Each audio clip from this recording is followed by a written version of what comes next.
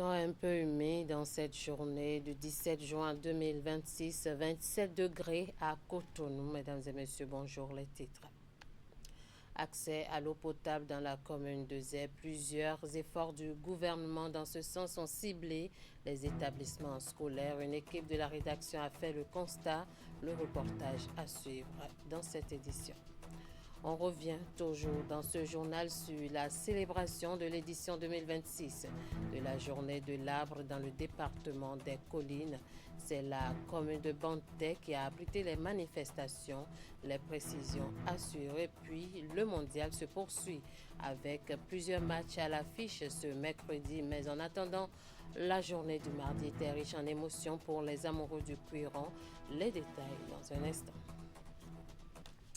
À nouveau, bonjour. L'accès à l'eau potable demeure un défi majeur pour de nombreuses communautés au Bénin. Dans la commune de Zé, des efforts sont entrepris par le gouvernement pour améliorer la desserte en eau, notamment dans les établissements scolaires. Quel est l'état des lieux et quelles sont les perspectives? Éléments de réponse dans ce reportage signé Ulrich Gaba. De l'eau potable pour tous, partout et à moindre coût. Au Bénin, ce n'est plus un simple slogan, mais une bataille quotidienne. Dans la commune de Zé aujourd'hui, rares sont les écoles qui vont dire maintenant qu'elles n'ont plus de l'eau, qui n'ont pas un point d'eau dans l'école. Au collège, l'eau ne manque pas. Au contraire, on gaspille l'eau tellement au point, même le suivant on parle parce que la pompe est juste là. Les gens viennent chercher l'eau en désordre. Des fois, même on gâte même la pompe puisque les enfants viennent. C'est la course, quoi. Sur le terrain, la réalité change. Les visages s'éclairent et le quotidien s'améliore. Pourtant, le défi reste immense. La corvée d'eau repose sur les enfants filles. Parcourir des distances déjà pour aller chercher de l'eau, c'est déjà un calvaire. Ça va les amener à l'échec. Ça ralentit les retards. Ça va les amener à un faible rendement scolaire. L'accès durable à cette ressource et sa distribution équitable demandent encore des efforts colossaux. L'attente est réelle. D'après les données collectées en 2025, les données disponibles, c'est-à-dire sur l'année 2025, on remarque que le taux d'accès à l'eau potable dans les zones rurales au Bénin dépasse généralement 72% et le taux de couverture d'eau source d'eau améliorée avoisine approximativement les 75%. Mais distribuer l'eau ne suffit pas. Il faut aussi savoir la préserver. Dans les communes, la gestion rationnelle du précieux liquide est le nouveau défi. À tous les niveaux, chaque goutte doit compter. Il faut toujours préserver le bien public, protéger le bien public, respecter le bien public. Et il faut aussi faire une bonne gestion. Si on vous réalise un point d'eau que vous entretenez mal, d'ici 3 mois, ça tombe en panne, vous ne réparez pas, le partenaire revient dans un avoir, est-ce qu'il aura encore la volonté d'investir? Donc les communautés, les parents, y compris même les autorités locales, ont l'obligation d'entretenir les infrastructures. À travers tout le pays, le gouvernement multiplie les chantiers pour transformer le cœur des communautés locales.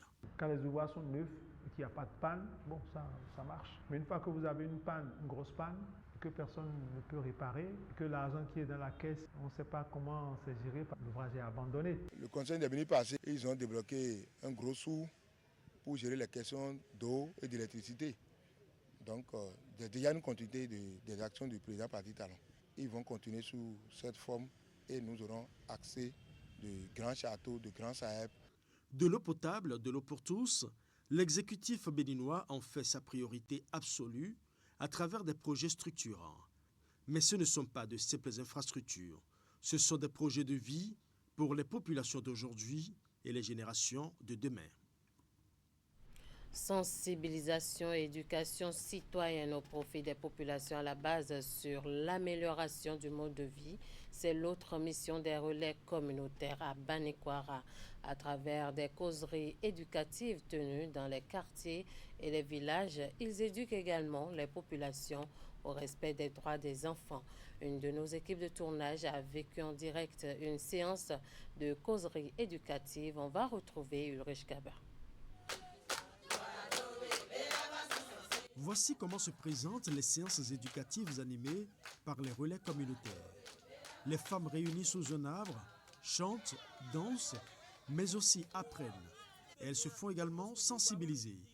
Une sorte de classe pour adultes animé par le relais communautaire.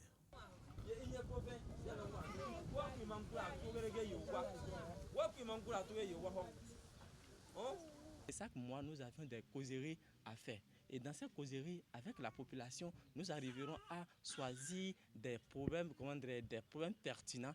Et sur ça, maintenant, ils me demandent d'aller maintenant dans les ménages pour pouvoir sensibiliser la population, pour pouvoir remédier à ça. Donc ça consiste à regrouper en quelque sorte quelques personnes et dans un endroit public, donc ça ne doit pas être dans une maison, et à prendre une thématique et à essayer de les sensibiliser, de causer avec ça. Donc c'est pourquoi on appelle ça causerie éducative. Donc ici, le causerie éducative qui se déroule en arrière-plan ici, ça porte sur l'allaitement maternel exclusif.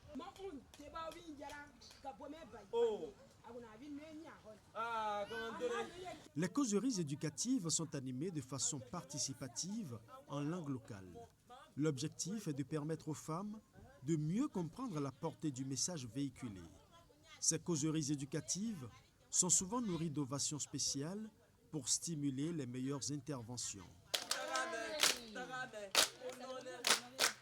Si une vieille, parce que bon, il y a les vieilles, avant, les demandaient de donner de l'eau à un enfant de moins de 6 mois, qu'est-ce qu'ils vont faire? Est-ce qu'ils vont donner ou pas? Ils ont répondu que, évidemment que non. Un enfant de moins de 6 mois ne peut pas prendre de l'eau. Pourquoi? Et c'est là, il a amené l'anecdote du fait que quand on dit en Bariba, Boni, quand on dit que l'eau du sein, donc ça veut dire que le sein aussi, ça contient de l'eau. Nous, les relais communautaires, nous sommes l'œil de l'hôpital, l'œil des autorités, l'œil du gouvernement auprès de nos populations, car nous veillons pour la protection des droits des enfants, des mineurs. Même l'Harmattan, avec son vent glacial et poussiéreux, n'empêche pas la tenue des causeries éducatives. Et pendant que les mamans sont concentrées, les enfants, eux, s'occupent autrement. À chacun sa causerie éducative.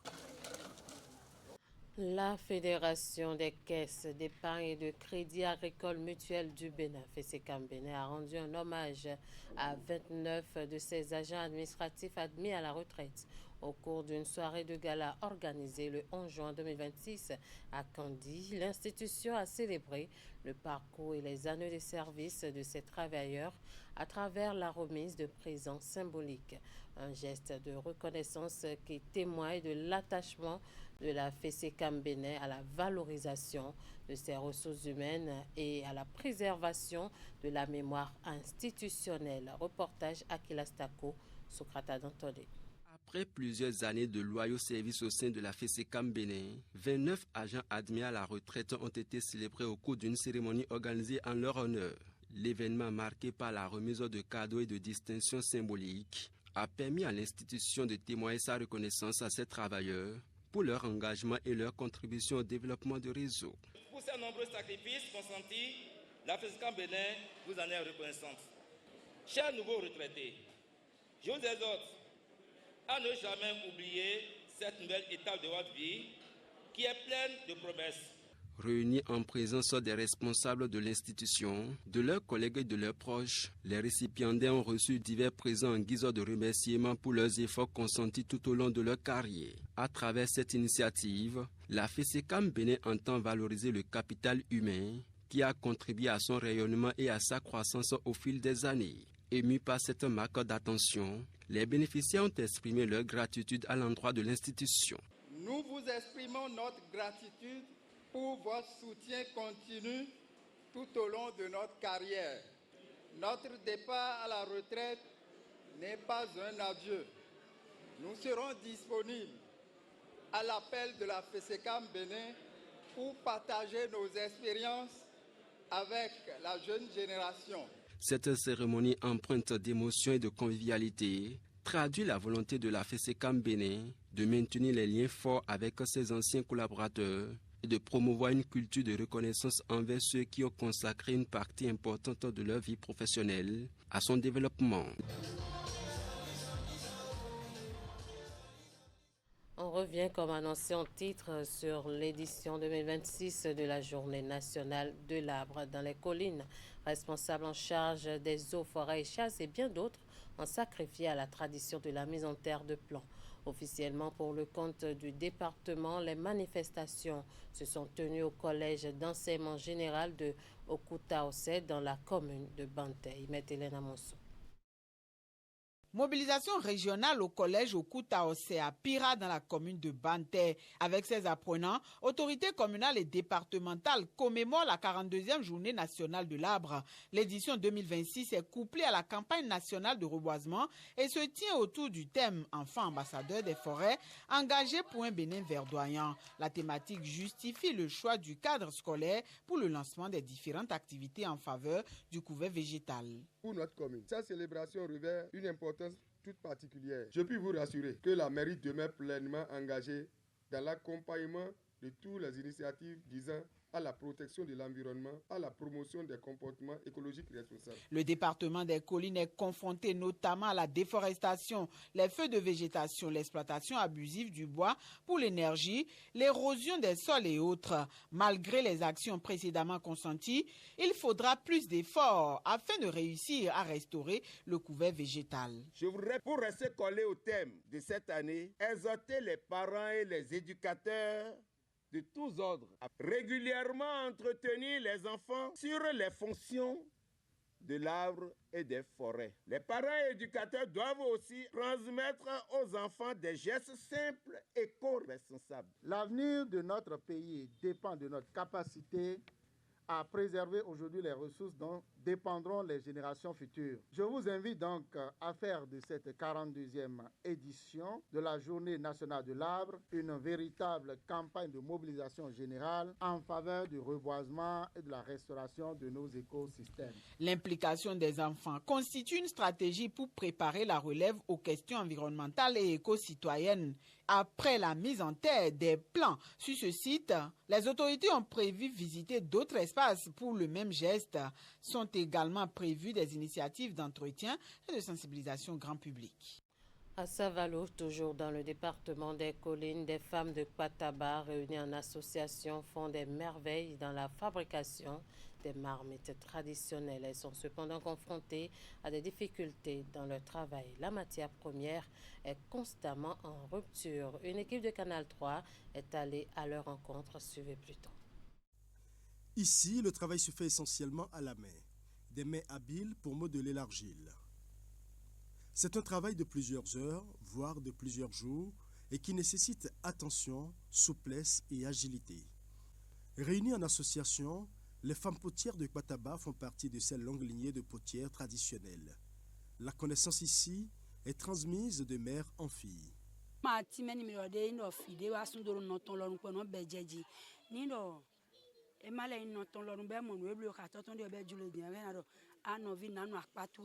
Bien que laborieuses et très entreprenantes, ces potières sont souvent confrontées à maintes difficultés. Du traitement de la matière première à la cuisson des pots pour la vente, ce n'est toujours pas une partie de plaisir.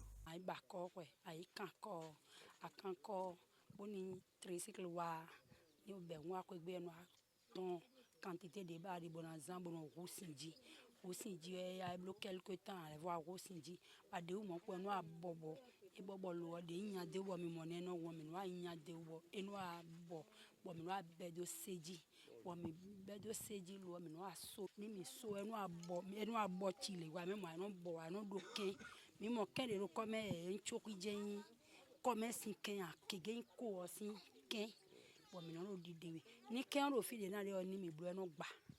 En ce qui concerne les débouchés, plusieurs acteurs béninois se positionnent déjà sur le marché de vente afin de faire découvrir au monde entier les belles œuvres de Kwataba. Ça attire la clientèle parce que quand moi j'apporte ça au marché, je vends bien. C'est avec ça que je nourris mes enfants. Bon, tout le monde achète pour boire tisane. Sans ça, tu ne peux pas boire tisane. Quand tu accouches, c'est avec ça que tu vas faire la tisane pour laver les enfants. Donc, pour ceux qui font les choses traditionnelles, c'est avec ça, eux aussi, ils travaillent. Donc, ça marche bien. Mais seulement, c'est difficile pour ceux qui fabriquent. Le travail de groupe reste l'une des forces des potières de Kwataba. Elles produisent ensemble à la chaîne sous la supervision de leurs aînés. Les produits sont ensuite vendus et les dividendes partagés au prorata des efforts de chaque membre du groupe. Longtemps délaissées à cause de l'insalubrité et du manque d'aménagement, plusieurs plages de Cotonou connaissent aujourd'hui une véritable métamorphose. Désormais, des espaces réhabilités, de la sécurité renforcée et des lieux des nouveaux lieux de loisirs, le bord de mer attire de plus en plus de visiteurs pour du sport, de la détente en toute tranquillité. Elles accueillent chaque jour de nombreuses personnes. Une équipe de la rédaction y a fait un tour. Reportage sur ce nouveau visage du littoral béninois avec Simon Rolono et Brice Deogracias Menaï.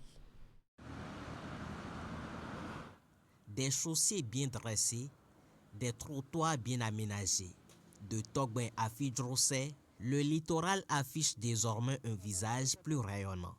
Longtemps marqué par l'insalubrité et le manque d'infrastructures, la plage offre aujourd'hui un cadre propre et attractif. Chaque jour, sportifs, familles et touristes s'y retrouvent. Bon, vous allez constater que nous avons actuellement d'abord une belle route ici, une partie pour les piétons pour pouvoir faire le sport. Donc, mis à part cela, nous avons les restaurants qui sont ici au bord de la route des pêches. Il y a beaucoup de choses qui ont changé. Les voies, tout, les panneaux, il n'y avait pas tout ça là. Et aussi les restaurants, les hôtels qui sont là. J'apprécie tout quand même. Cet engouement s'explique aussi par le climat de sécurité qui règne désormais sur les lieux. Quand il y a les bâtiments autour de nous comme ça, il y a aussi la sécurité, la police, tout ça là. On est en sécurité et on peut rester jusqu'à là où nous voulons.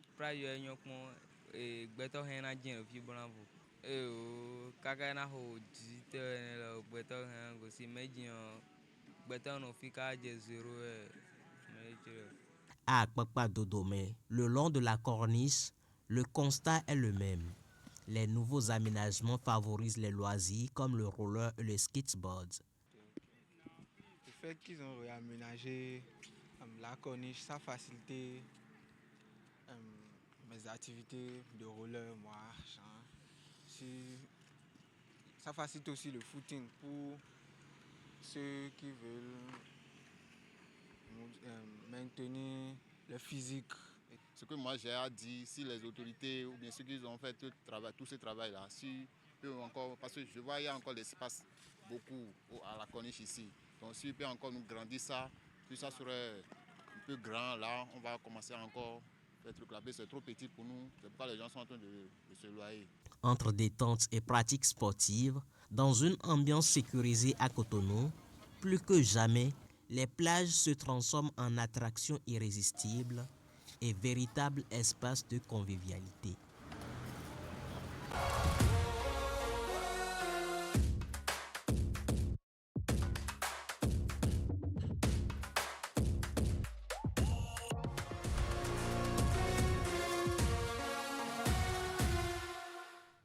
Je l'annonçais en titre, la première journée de la phase des groupes du Mondial 2026 se poursuit avec les derniers matchs qui se jouent ce mercredi. L'Argentine et la France ont effectué leur entrée en lice cette nuit et enregistrent des victoires face à deux représentants du continent. Dans une rencontre à l'allure des retrouvailles, les Bleus se sont imposés par 3-0 à leur homologue du Sénégal, porté par son capitaine Kylian Mbappé. La France réussit son entrée en matière à cette 23e Coupe du Monde, scénario presque identique. Pour les tenants du titre, les Argentins étaient face au Fennec d'Algérie pour un premier match dans la compétition. Et c'est Lionel Messi avec un triplé qui offre la victoire à l'Albi Céleste sur un score de 3-0. Un précieux succès d'entrée en attendant leur prochaine sortie face à la Jordanie et à l'Autriche. Ce soir, deux matchs à suivre à 18h. Le Portugal sera face à la RD Congo et à 21h, l'Angleterre sera face à la Croatie avant l'entrée en compétition du Ghana à 0h en face du Panama. On va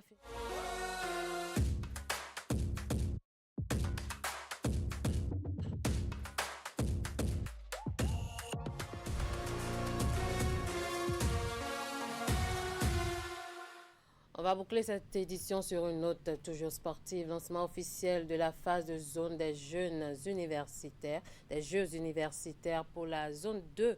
Les hostilités ont été lancées au stade Omnisport de Goro pendant 10 jours. Des équipes masculines et féminines venues des universités et centres universitaires des départements du Zou et des collines vont s'affronter dans les disciplines telles que le football, le basketball, le handball, le volleyball et l'athlétisme. À terme, les 2 meilleures équipes arrivées en tête de classement dans chacune des disciplines participeront à la phase nationale des Jeux universitaires. Et Hélène Amonso.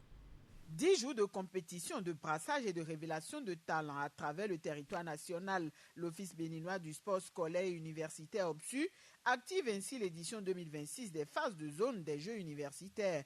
Pour la zone 2, c'est ici, au stade Omnisport de Goro, que la compétition est lancée. Les Jeux universitaires du Bénin sont bien plus qu'une compétition sportive. Ils constituent un véritable cadre de rencontre, d'intégration, de fraternité et de brassage entre les étudiants venus de différentes universités et divers horizons. Durant la période de la compétition, des équipes masculines et féminines venues des universités et centres universitaires du département du Zou et des collines vont s'affronter dans les disciplines telles que le football, le basketball, le handball, le volleyball et l'athlétisme. Les 2 meilleures équipes arrivées en tête de classement dans chacune des disciplines participeront à la phase nationale des Jeux universitaires. Les phases de zone en cours permettront également de détecter des talents devant intégrer les différentes équipes nationales. Qui se déroule ici à Abomey et dans les autres stades du Bénin, une ambiance